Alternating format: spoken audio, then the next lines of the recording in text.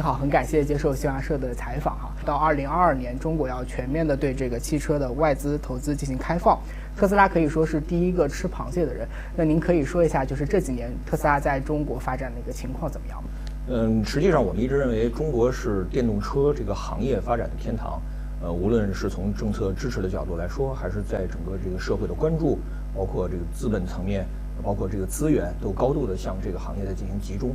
在过去的几年当中呢，作为这个行业里面的一个直接的参与者，我们还是感受非常的深。那么从2014年我们在中国交付第一台这个特斯拉以来呢，我们还是见证了这个市场由小做大，然后这个更多的这个社会资源参与到其中的这个过程。我们这个上海超级工厂呢是2018年跟这个上海市政府签约落地。那么我们在2019年的1月7号，在一片泥泞的这个西瓜地，原来是西瓜地里面这个开始了我们的建设。那在建设伊始的时候，确实非常多的挑战。那一年我记得在上海历史上是100多年以来连续降雨40天以上。所以这个在那样的这个条件之下我们以最快的速度呢这个完成了我们的装机施工，然后打下了坚实的基础，然后在这个大约8个月左右的时间呢，就完成了所有的主体厂房的建设，然后就开始了我们这个设备的安装调试。很快我们就在年底的时候就已经这个量产车已经下线，并且首先向我们的这个员工车主进行了交付。那么在行业内呢，这种当年开工、当年竣工、当年投产和当年交付，我相信都是一个行业记录我们现在正在试图打破自己创造的记录尽管我们去年的上半年呢遭遇了疫情，受到了比较大的影响，但是我们在下半年呢还是奋起直追把全年的进度都追上了。那么我们也完美的达成了我们这个17我们的设计产能也就是年产15万台一年。同时呢，我们还进行了这个设备改造。截止到今天呢，我们的17已经具备年产25万台 Model 3的这个产能了。现阶段做成这个排的这个目标呢，还是有很多的不确定性和干扰项。但是我觉得要在去年的这个基础上，还是要有一个非常大的一个突破。那么争取我们这个45万台每年的这个产能，争取能够在这个今年能够达成。其实除了这个17跟27的一个工厂我知道也在做这个研发中心，能不能介绍一下这个研发中心的情况吗？好的，这个就在我们现在所在的特斯拉临港厂区里面呢，我们现在正在建设我们的中国的这个研发中心。那么这个研发中心呢，也是首次特斯拉在美国本土之外建设一个研发中心。那么这个研发中心它的门类齐全，专业齐全，这个将会涵盖我们整车这个设计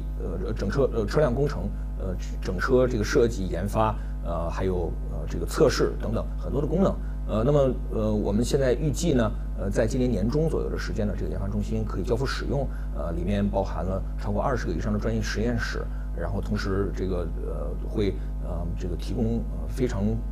这个好的条件来帮助我们的研发工程师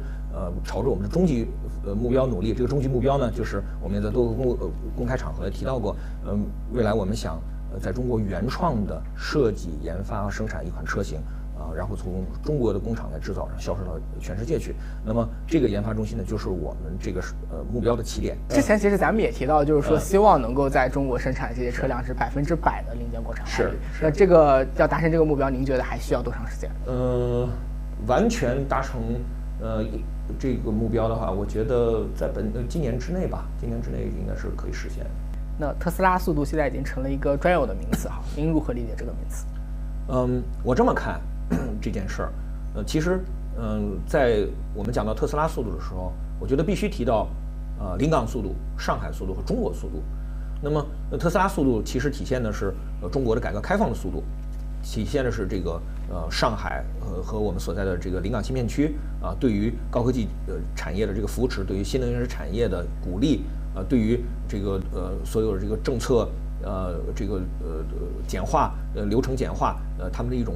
这个扶持的力度那么这是一个综合效应所以我觉得不单单的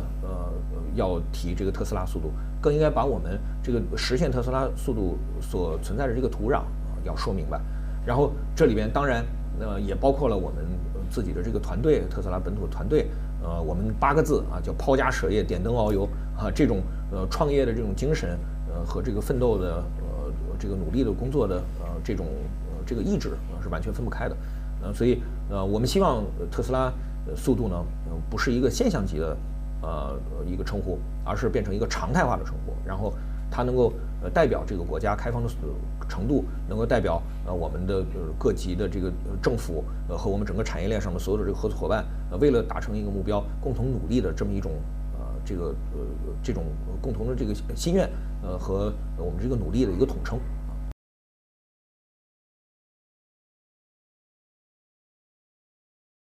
其实您最早是来负责这个超级充电的项目嘛，现在也会出现一些对于咱们充电安全的质疑。那对于这一块的话，您觉得有什么可以向消费者介绍一下的吗？关于这个充电安全呢，我还是想说明这个特斯拉的这个电池管理技术，包括我们的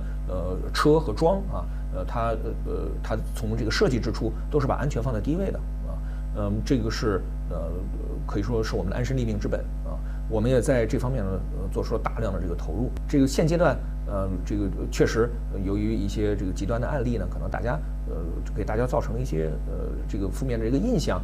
我不仅仅是指我们啊，我说整个这个电动车的行业啊，大家可能非常的关注。实际上一辆燃油车这个发生类似的这个起火啊之类的这个事故的时候，可能不会有很多的关注。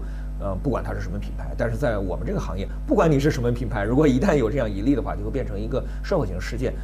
一方面，我觉得这是压力，其实是让所有的这个电动车制造企业呢，都要让自己的技术过硬啊，避免出现这种情况。因为它直接影响的不仅仅是你所在的这个品牌，同时影响整个行业。那么这是压力。第二呢，同时从这个积极的角度来看待它呢，确实证明电动车这个行业和这个产品极度受到社会的关注。那么转化这种关注，从这个兴趣或者好奇，最后到这个意愿成为它的这个消费者，实际上是这个行业可以一起来做的努力啊。我们把这种这个关注，这个直接转化为这个推动这个行业前进的一个动力。我觉得这是我们可以共同做的一件事儿。其实像这个电池安全、充电安全一样哈，因为自动驾驶安全也是很多人关注的一个问题。您觉得在这一块的话，我们对消费者有什么承诺？我们一直以来呢，这个就把我们现在在车上应用的这个技术呢，叫做自动辅助驾驶啊。自动辅助驾驶技术呢，其实有两个层面。一方面呢，它确实可以带来这个驾驶的便利啊，在一定程度上呢，可以辅助我们的驾驶员，然后让他们驾驶这个体验更加的轻松啊。因为一些这个一些操作呢，是它可以通过自主判断的一个方式来完成的。但另一方面呢，它的含义是驾驶员本人首先还是这个驾驶行为的主要为这个驾驶行为主要负责。那么他需要时刻观察路面，然后对一些突发的情况呢进行处置。所以我也希望就是大家能够正确的看待这个技术。与此同时，我也想说明，现在特斯拉这个制造的所有的车辆其实都具备了这个未来可以实现全自动驾驶能力的啊。那么我们需要做的就是不断的开发我们的软件，然后让我们的这个车辆上的硬件呢逐渐释放出他们的能力，最终达到这个全自动驾驶。但是直到那一天之前啊，这还是一个自动辅助驾驶的一个技术。我们在这个上海工厂，这个质量把控这个体系是非常非常的严格的。而且我们从去年10月份开始，向欧洲出口车辆，包括近期呢，我们这也出口到亚太的其他的这个国家市场和地区。比如说这个香港地区是刚刚收到了我们的这个中国制造的 Model 3，当地的这个我们接车的这些这个技师们也好，还有我们的这个销售和交付的同事也好，对上海制造的这个 Model 3的这个评价非常的高啊。其实您刚刚也提到，就是直营模式，它的这个价格非常透明，全国都是统一价，跟传统的这种汽车销售模式其实很不一样。但是也因为咱们这个频频降价，引发了一些消费者他们有一些不满。您怎么看这些观点？我首先想说明一点呢，有一些降价所谓降价引号的降价呢，实际上是有一点误读。那么我们在这个过去的这1年多里面，实际上是频繁的这个发布了我们上海工厂制造出来的国产车型。那么这个国产车型它用的就是本土定价，因为它没有关税啊，又应用的这个本土供应链那么